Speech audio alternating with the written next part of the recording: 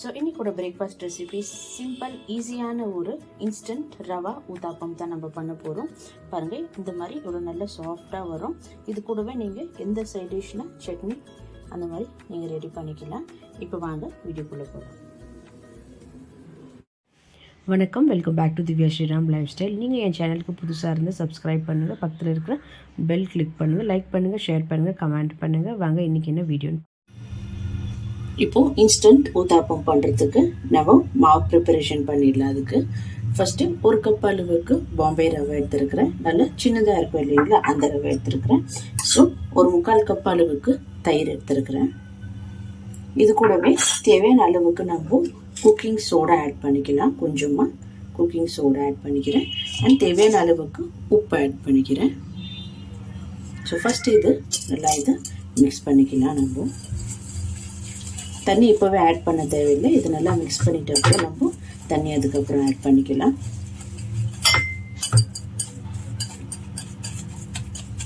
So இப்போ இது நல்லா மிக்ஸ் பண்ணியாச்சு. இப்போ நம்ம ஒரு கப் அளவுக்கு ஃபர்ஸ்ட் நம்ம தண்ணி ஆட் பண்ணிக்கலாம்.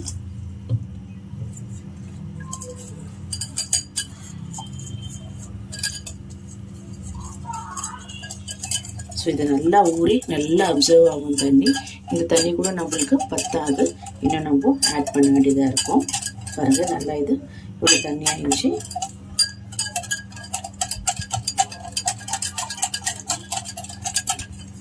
பாருங்கள், இது நல்லா திக்காயிடுச்சு. இப்போ இது ஒரு 15 மினிட்ஸ் இப்படியே இருக்கட்டும். நம்ம நல்லா இது ஊறணும். ஊறினதுக்கப்புறம் நம்ம பார்க்கலாம். ஸோ பாருங்கள், 15 மினிட்ஸ்க்கு நல்லா இது கெட்டி ஆயிடுச்சு நம்மளுக்கு. இப்போ நம்ம இன்ஸ்டன்ட் ஊத்தாப்பம் ரெடி பண்ணிக்கலாம். இதுக்கு டாப்பிங்ஸ்க்கு வந்து நம்ம ஆனியன், ஸோ இதுக்கு டாப்பிங்ஸ்க்கு வந்து கொஞ்சமாக ஃபைனாக சாப் பண்ணி வச்சுருக்கிறேன் ஆனியன் எடுத்துக்கலாம்.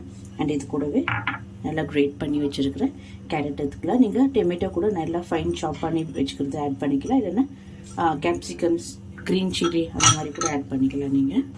ஸோ கொஞ்சமாக கொத்தமல்லி ஆட் பண்ணிக்கலாம். இப்போ நல்லா இதை மிக்ஸ் பண்ணிக்கலாம். நம்ம தனித்தனியாக போடுறதுக்கு கஷ்டமாக இருக்கும். இது மாதிரி மிக்ஸ் பண்ணி வச்சுட்டு நல்லா டாப்பிங்ஸ் கொடுக்கறதுக்கு நல்லாயிருக்கும். சரி வாங்க இப்போ பண்ணிடலாம். இப்போ தோசை தவா வச்சுட்டோம். கொஞ்சமாக எண்ணெய் ஆட் பண்ணிக்கிறதுனால லோ ஃப்ளேம்லேயே இருக்கட்டும், ரொம்ப ஹை ஃப்ளேமில் இருக்கக்கூடாது. கொஞ்சம் ஹீட் ஆகட்டும். இப்போ ஸோ தவா இப்போ நல்லா ஹீட் ஆகிடுச்சு. இப்போ நம்ம ரெடி பண்ணி வச்சுருக்கிற ரவா பேட்டரை உங்களுக்கு எவ்வளோ தேவையோ அந்த அளவுக்கு ஆட் பண்ணிக்கலாம். கொஞ்சமாக ஸ்ப்ரெட் பண்ணுங்கள், ரொம்ப ஸ்ப்ரெட் பண்ண வேண்டாம். இந்த அளவுக்கு தான் இருக்கணும் பாருங்கள். ஸோ நம்மளுக்கு டாப்பிங்ஸ்க்கு இப்போது நம்ம ரெடி பண்ணி வச்சுருக்கிற கேரட், ஆனியன்ஸ் அண்ட் கொத்தமல்லி ஆட் பண்ணிக்கலாம். ஸோ இந்த மாதிரி ஜஸ்ட் ஜென்டலாக ப்ரெஸ் பண்ணிக்கலாம்.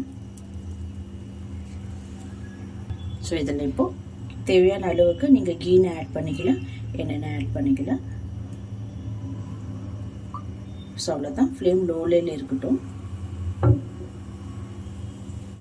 குக் பண்ணலாம் தோசையை, இல்லைன்னா அப்படியே கூட நீங்கள் ஓப்பன்லேயே லோ ஃப்ளேம்லேயே குக் பண்ணி எடுத்துக்கலாம்.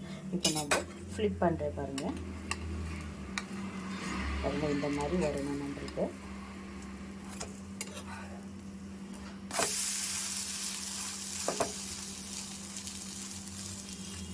நல்லா ப்ரெஸ் பண்ணி விடுங்க ஜென்டலாக.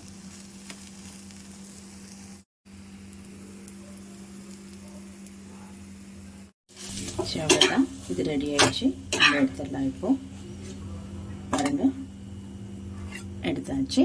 இதே மாதிரி எல்லாமே பண்ணிக்கலாம்.